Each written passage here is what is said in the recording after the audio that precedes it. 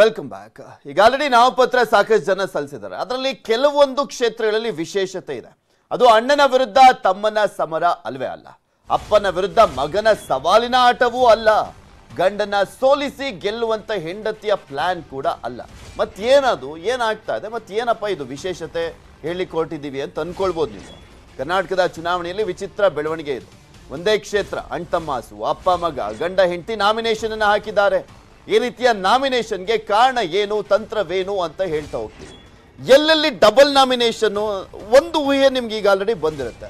ಅದು ಕನಕಪುರ ಕ್ಷೇತ್ರದಲ್ಲಿ ಡಿ.ಕೆ. ಶಿವಕುಮಾರ್ ಮತ್ತೆ ಡಿ.ಕೆ. ಸುರೇಶ್ ಅವರು ನಾಮಪತ್ರ ಸಲ್ಲಿಸಿದಂತ ವಿಚಾರ. ನಿನ್ನೆ ದಿಢೀರಂತ ಬೆಳವಣಿಗೆ ಆಗಿದ್ದು ಅದು. ಡಿ.ಕೆ. ಶಿವಕುಮಾರ್ ಅವರು 17ನೇ ತಾರೀಕು ದೊಡ್ಡ ಜನಸಾಗರದ ಜೊತೆ ಸಾಗಿ ನಾಮಪತ್ರ ಸಲ್ಲಿಸಿದ್ರು. ಅದರ ನಡುವೆ ನಿನ್ನೆ 2 ಗಂಟೆ ಆಗ್ತಿದ್ದ ಹಾಗೆ ಡಿ.ಕೆ. ಸುರೇಶ್ ಅವರು ಹೋಗ್ಬಿಟ್ಟು ನಾಮಪತ್ರವನ್ನ ಸಲ್ಲಿಸಿದ್ರು. ಸಹಜವಾಗಿ ಕುತೂಹಲ ಇತ್ತು. ಆದ್ರೆ ಸಹಜವಾಗಿ ರಾಜಕಾರಣದ ಬಗ್ಗೆ ಆಳ ಅಗಲ ಎಲ್ಲ ಅರ್ತಿರುವಂತ ಡಿ.ಕೆ. ಶಿವಕುಮಾರ್ ಅವರು ಮುಂದೆ ಆಗಬಹುದಾದಂತ ಒಂದು ಆತಂಕದ ಹಿನ್ನೆಲೆಯಲ್ಲಿ ತನ್ನ ತಮ್ಮನ ಕೈಲೂ ಕೂಡ ನಾಮಪತ್ರವನ್ನ ಸಲ್ಲಿಸಿದ್ರು.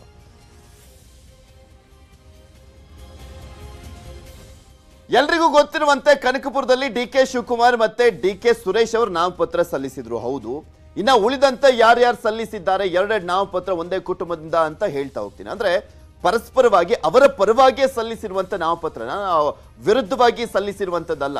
ಅಂದ್ರೆ ಈಗ ಕುಮಾರ್ ಬಂಗಾರಪ್ಪ, ಮಧು ಬಂಗಾರಪ್ಪ ಸಲ್ಲಿಸಿದಾರ ಒಂದೇ ಕುಟುಂಬದಲ್ಲಿ, ಆ ರೀತಿಯಾಗಿ ಹೇಳ್ತಾ ಇರುವಂತದ್ದಲ್ಲ. ಅಂದ್ರೆ ಒಬ್ಬ ವ್ಯಕ್ತಿಯ ಪರವಾಗಿ, ಆ ಕುಟುಂಬದ ಪರವಾಗಿಯೇ ಸಲ್ಲಿಸಿರುವಂತದ್ದು. ಏನಾದ್ರೂ ತೊಂದರೆ ಆದ್ರೆ ಅಂತ. ಫಸ್ಟ್ ಮೇನ್ ಅಂದ್ರೆ ಹೈ ವೋಲ್ಟೇಜ್ ಅಂದ್ರೆ ಡಿ.ಕೆ. ಶಿವಕುಮಾರ್, ಕೆಪಿಸಿಸಿ ಅಧ್ಯಕ್ಷರು, ಕನಕಪುರದ ಕಾಂಗ್ರೆಸ್ನ ಅಭ್ಯರ್ಥಿ ಅವರು ನಾಮಪತ್ರ ಸಲ್ಲಿಸಿದ್ದಾರೆ. ನಿನ್ನೆ ಡಿ.ಕೆ. ಸುರೇಶ್ ಅವರು ನಾಮಪತ್ರವನ್ನ ಸಲ್ಲಿಸಿರುವಂತದ್ದು. ಒಂದು ಡಿ.ಕೆ. ಶಿವಕುಮಾರ್ ಅವರಿಗೆ ಇರುವಂತ ಆತಂಕ ಅಂದ್ರೆ ಈಗ ಆಲ್ರೆಡಿ ಕೋರ್ಟ್ ನಲ್ಲಿ ವಿಚಾರಣೆ ಆಗ್ತಾ ಇದಾವೆ, ಸಾಕಷ್ಟು ಅರ್ಜಿಗಳ ವಿಚಾರಣೆ ಆಗ್ತಾ ಇರುವಂತದ್ದು. ಈ ಸಂದರ್ಭದಲ್ಲಿ ಏನಾದ್ರೂ ಆಗ್ಬಿಟ್ರೆ, ನನ್ನ ಒಂದು ನಾಮಿನೇಷನ್ ರಿಜೆಕ್ಟ್ ಆಗ್ಬಿಟ್ರೆ ಅನ್ನುವಂತ ಆತಂಕದ ಹಿನ್ನೆಲೆಯಲ್ಲಿ ಡಿ.ಕೆ. ಸುರೇಶ್ ಅವರಿಗೆ ನಾಮಪತ್ರ ಸಲ್ಲಿಕೆ ಮಾಡಲಿಕ್ಕೆ ಹೇಳಿದ್ರು.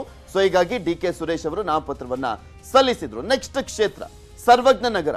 ಸೇಮ್ ಆತಂಕ ಡಿ.ಕೆ. ಶಿವಕುಮಾರ್ ಅವರಿಗೆ ಇರುವಂತ ಆತಂಕನೇ ಕೆ.ಜೆ. ಜಾರ್ಜ್ ಅವರಿಗೂ ಕೂಡ ಇರುವಂತದ್ದು. ಆ ಕಾರಣಕ್ಕೋಸ್ಕರನೇ ಸರ್ವಜ್ಞ ನಗರದಲ್ಲಿ ಕೆ.ಜೆ. ಜಾರ್ಜ್ ಅವರು ನಾಮಿನೇಷನ್ ಸಲ್ಲಿಸಿದ್ರು ಕೂಡ ಅವರ ಮಗ ರಾಣಾ ಜಾರ್ಜ್ ಅವರಿಂದನೂ ಕೂಡ ನಾಮಪತ್ರವನ್ನ ಸಲ್ಲಿಸಲಾಗಿದೆ. ಇದು ಗೊತ್ತಿರಲಿಲ್ಲ. ಆಕ್ಚುಲಿ ಡಿ.ಕೆ. ಶಿವಕುಮಾರ್ ಅವರು ಹೇಳಿದಂತ ಸಂದರ್ಭದಲ್ಲೇ ಗೊತ್ತಾಗಿದ್ದು ರಾಣಾ ಜಾರ್ಜ್ ಅವರು ಕೂಡ ನಾಮಪತ್ರವನ್ನ ಸಲ್ಲಿಸಿದ್ದಾರೆ ಅಂತ. ಇದು ಸರ್ವಜ್ಞ ನಗರ ಕ್ಷೇತ್ರ. ಹಿರಿಯ ನಾಯಕರು, ಕಾಂಗ್ರೆಸ್ನ ಹಿರಿಯ ನಾಯಕರು ಕೆ.ಜೆ. ಜಾರ್ಜ್ ಅವರು, ಅವ್ರಿಗೂ ಕೂಡ ಇದೇ ರೀತಿಯಾದಂತ ಆರೋಪಗಳು ಅಂದ್ರೆ ಡಿ.ಕೆ. ಶಿವಕುಮಾರ್ ಅವರ ಮೇಲೆ ಇರುವಂತ ಆರೋಪಗಳೇ ಇರುವಂತ ಹಿನ್ನೆಲೆಯಲ್ಲಿ ಅವ್ರಿಗೂ ಕೂಡ ಸಹಜವಾಗಿ ಒಂದು ಆತಂಕ ಇದೆ, ಏನಾದ್ರೂ ಒಂದು ನಾಮಿನೇಷನ್ ರಿಜೆಕ್ಟ್ ಆಗ್ಬಿಟ್ರೆ ಅನ್ನುವಂತ ಕಾರಣ ಇದೆ. ನೆಕ್ಸ್ಟ್ ಕ್ಷೇತ್ರ ಹಾಸನಕ್ಕೆ ಬರೋಣ. ಹಾಸನದಲ್ಲಿ ಪ್ರೀತಮ್ ಗೌಡ ಹಾಸನ ಕ್ಷೇತ್ರದ ಬಿಜೆಪಿ ಅಭ್ಯರ್ಥಿ ನಾಮಿನೇಷನ್ ಸಲ್ಲಿಸಿದ್ರು. ಅಬ್ಬರಿಸ್ಕೊಂಡು ಹೋಗ್ಬಿಟ್ಟು ನಾಮಿನೇಷನ್ ಸಲ್ಲಿಸಿದ್ರು. ಅದಾದ್ಮೇಲೆ ಅವರ ಪತ್ನಿ ಕಾವ್ಯ ಅವರು ಕೂಡ ನಾಮಿನೇಷನ್ ಸಲ್ಲಿಸಿದ್ದಾರೆ. ಡಿ.ಕೆ. ಶಿವಕುಮಾರ್, ಕೆ.ಜೆ. ಜಾರ್ಜ್ಗೆ ಇರುವಂತ ಆತಂಕ ಇಲ್ಲ ಪ್ರೀತಮ್ ಗೌಡರಿಗೆ. ಆದರೆ ಹೊಳೆನರಸೀಪುರದಲ್ಲಿ ಅವರು ನಿಂತ್ಕೊಳ್ಳುವಂತ ಚಾನ್ಸಸ್ ಇದೆ ಅನ್ನುವಂತ ಒಂದು ಮಾತುಗಳನ್ನ ಅವರೇ ಹೇಳಿದ್ದು. ಇಲ್ಲೆಲ್ಲೂ ಕೂಡ ಚರ್ಚೆ ಆಗಿರಲಿಲ್ಲ ಕೊನೆ ಕ್ಷಣದವರೆಗೂ ಕೂಡ. ಹೊಳೆನರಸೀಪುರದಲ್ಲಿ ನನಗೆ ನಿಂತ್ಕೊಳ್ಳುವಂತ ಒಂದು ಸೂಚನೆ ಬರಬಹುದು ಅನ್ನುವಂತ ಲೆಕ್ಕಾಚಾರದ ಮಾತುಗಳನ್ನ ಪ್ರೀತಮ್ ಗೌಡರು ಹಾಕಿದ್ರು. ಸೊ ಹೀಗಾಗಿ ಅಕಸ್ಮಾತ್ ನಾನು ಹೊಳೆನರಸೀಪುರಕ್ಕೆ ಹೋದ್ರೆ ಹಾಸನದಿಂದ ನನ್ನ ಹೆಂಡತಿ ನಿಂತ್ಕೊಳ್ತಾರೆ ಅನ್ನುವಂತ ಒಂದು ಮೆಸೇಜ್ ಅನ್ನ ಪಾಸ್ ಮಾಡುವಂತ ಕೆಲಸವನ್ನ ಪ್ರೀತಮ್ ಗೌಡರು ನಿನ್ನೆ ಮಾಡಿದ್ರು. ಇನ್ನೊಂದು ವಿಚಾರ, ಚಿಕ್ಕಪೇಟೆ ಕ್ಷೇತ್ರಕ್ಕೆ ಬರೋದಾದ್ರೆ ಕಾಂಗ್ರೆಸ್ ಟಿಕೆಟ್ ಆಕಾಂಕ್ಷಿ ಆಗಿದ್ರು KGF ಬಾಬು ಅವರು.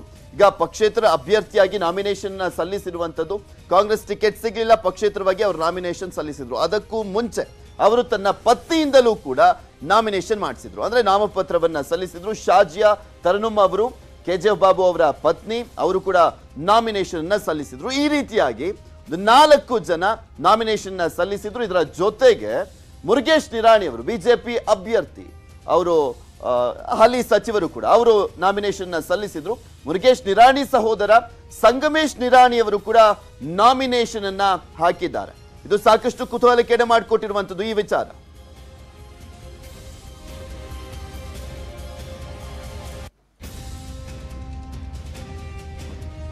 ಇದ್ರ ಬಗ್ಗೆ ಇನ್ನಷ್ಟು ಮಾಹಿತಿಯನ್ನ ಪಡ್ಕೊಳ್ಳೋಣ. ನಮ್ಮ ಪ್ರತಿನಿಧಿಗಳು ನೇರ ಸಂಪರ್ಕದಲ್ಲಿ ಜಾಯಿನ್ ಆಗ್ತಾ ಇದ್ದಾರೆ. ಕನಕಪುರದ ವಿಚಾರಕ್ಕೆ ಸಂಬಂಧಪಟ್ಟಂತೆ ಹೆಚ್ಚಿನ ಮಾಹಿತಿಯನ್ನ ನೀಡ್ತಾರೆ ನಮ್ಮ ರಾಮನಗರದ ಪ್ರತಿನಿಧಿ ವೆಂಕಟೇಶ್ ನಮ್ಮ ಜೊತೆ ನೇರ ಸಂಪರ್ಕದಲ್ಲಿ ಇದ್ದಾರೆ. ಹಾಸನದ ಪ್ರೀತಮ್ ಗೌಡರ ವಿಚಾರಕ್ಕೆ ಸಂಬಂಧಪಟ್ಟಂತೆ ಮಾಹಿತಿಯನ್ನ ಕೊಡ್ತಾರೆ ನಮ್ಮ ಹಾಸನದ ಪ್ರತಿನಿಧಿ ಕೃಷ್ಣಮೂರ್ತಿ ನೇರ ಸಂಪರ್ಕದಲ್ಲಿ ಜಾಯಿನ್ ಆಗ್ತಾ ಇದ್ದಾರೆ.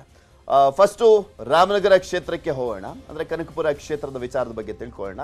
ವೆಂಕಟೇಶ್, ಈ ಆತಂಕ ಅಂದ್ರೆ ಡಿ ಕೆ ಶಿವಕುಮಾರ್ ಅವರದ್ದು ನಾನು ಹೇಳ್ತಾ ಇದ್ದೆ, ಆ ಆತಂಕ ಎಷ್ಟು ಮಟ್ಟಿಗೆ ಇನ್ನೂ ಕಾಡ್ತಾ ಇದೆ, ರಾಜಕೀಯ ಭವಿಷ್ಯ ಅನ್ನುವಂಥದ್ದು ತೂಗುಯ್ಯಾಲೆಯಲ್ಲಿ ಅನ್ನುವ ರೀತಿಯಲ್ಲಿ ಡಿ ಕೆ ಶಿವಕುಮಾರ್ ಅವರನ್ನ ಯಾವ ರೀತಿಯಾಗಿ ಕಾಡ್ತಾ ಇದೆ ಅಂತ.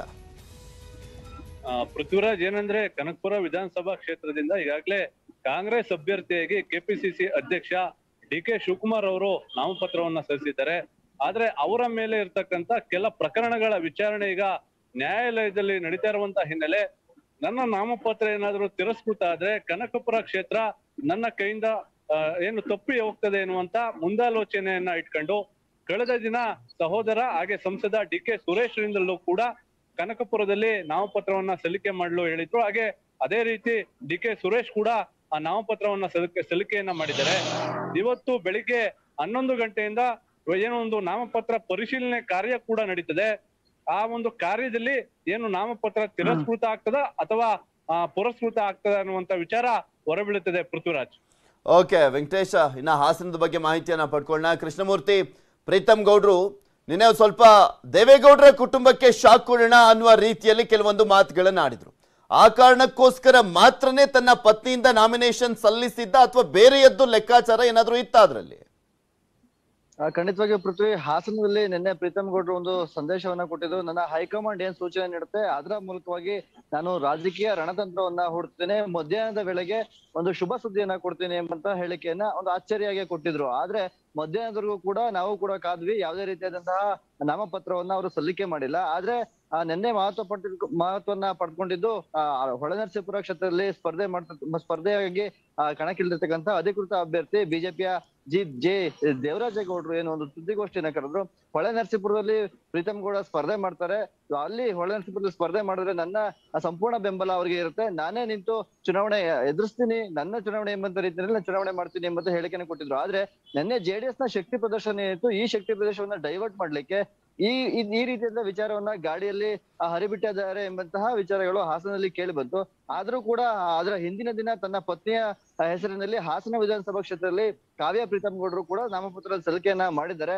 ಈ ಹಿನ್ನೆಲೆಯಲ್ಲಿ ನೋಡಿದ್ರೆ ತಾಂತ್ರಿಕ ಕಾರಣಗಳಿಂದ ಏನಾದ್ರೂ ರಿಜೆಕ್ಟ್ ಆದ್ರೆ ಆ ಕಾವ್ಯ ಪ್ರೀತಮ್ ಗೌಡರನ್ನ ಹಾಸನ ವಿಧಾನಸಭಾ ಕ್ಷೇತ್ರದಿಂದ ಪಕ್ಷೇತರವಾಗಿ ನಿಲ್ಲಿಸಿ ಚುನಾವಣೆಯನ್ನ ಎದುರಿಸಬಹುದು ಎಂಬಂತಹ ನಿಟ್ಟಿನಲ್ಲಿ ಪ್ರೀತಮ್ ಗೌಡರು ಒಂದು ಐಡಿಯಾವನ್ನ ಮಾಡಿ ಕಾವ್ಯ ಪ್ರೀತಮ್ ಗೌಡರ ನಾಮಪತ್ರನ ಸಲ್ಲಿಕೆ ಮಾಡಿದ್ರೆ, ಇದನ್ನ ಹೊರತುಪಡಿಸಿದ್ರೆ ಯಾವುದೇ ರೀತಿಯಾದಂತಹ ಐಡಿಯಾಲಜಿಗಳು ಇಲ್ಲಿ ಕೂಡ ಕಂಡು ಬರ್ತಿಲ್ಲ. ಆದ್ರೆ ಇನ್ನು ಸ್ಕೂಟನಿಗೆ ಏನು ಪರಿಶೀಲನೆಗೆ ಇವತ್ತು ಕಡೆಯ ದಿನ ಆಗಿರೋದ್ರಿಂದ ಮಧ್ಯಾಹ್ನದ ವೇಳೆಗೆ ಯಾವೆಲ್ಲ ತಾಂತ್ರಿಕ ಕಾರಣಗಳಿಂದ ಏನು ಜಿಲ್ಲಾಧಿಕಾರಿಗಳಾಗಿರ್ಬೋದು ಮತ್ತು ಅಲ್ಲಿನ ರಿಟರ್ನಿಂಗ್ ಆಫೀಸರ್ಗಳು ಆ ಪರಿಶೀಲನೆ ನಡೆಸಿ ವಿಚಾರಣೆ ಆದ ನಂತರದಲ್ಲಿ ಯಾವೆಲ್ಲ ತಾಂತ್ರಿಕ ಕಾರಣಗಳಿದೆ ಎಂಬಂತಹ ವಿಚಾರವನ್ನ ತಿಳಿಸೋದ್ರಿಂದ ಅಲ್ಲಿನ ಅರ್ಜಿ ತಾಂತ್ರಿಕವಾಗಿ ವಾಪಸ್ ಆಗುತ್ತೋ ಅಥವಾ ಅವರೇ ಅಧಿಕೃತವಾಗಿ ನಾಮಪತ್ರ ಸಲ್ಲಿಕೆ ರಿಜೆಕ್ಟ್ ಆಗುತ್ತೋ ಅಥವಾ ಅಕ್ಸೆಪ್ಟ್ ಆಗುತ್ತೆ ಮತ್ತು ನಾವು ಕಾದು ನೋಡ್ಬೇಕಾಗಿರ್ತಕ್ಕಂಥ ಬರುತ್ತೆ. ಓಕೆ, ಥ್ಯಾಂಕ್ ಯು ವೆಂಕಟೇಶ್ ಹಾಗೆ ಕೃಷ್ಣಮೂರ್ತಿ ನಿಮ್ಮೆಲ್ಲ ಮಾಹಿತಿಗಾಗಿ.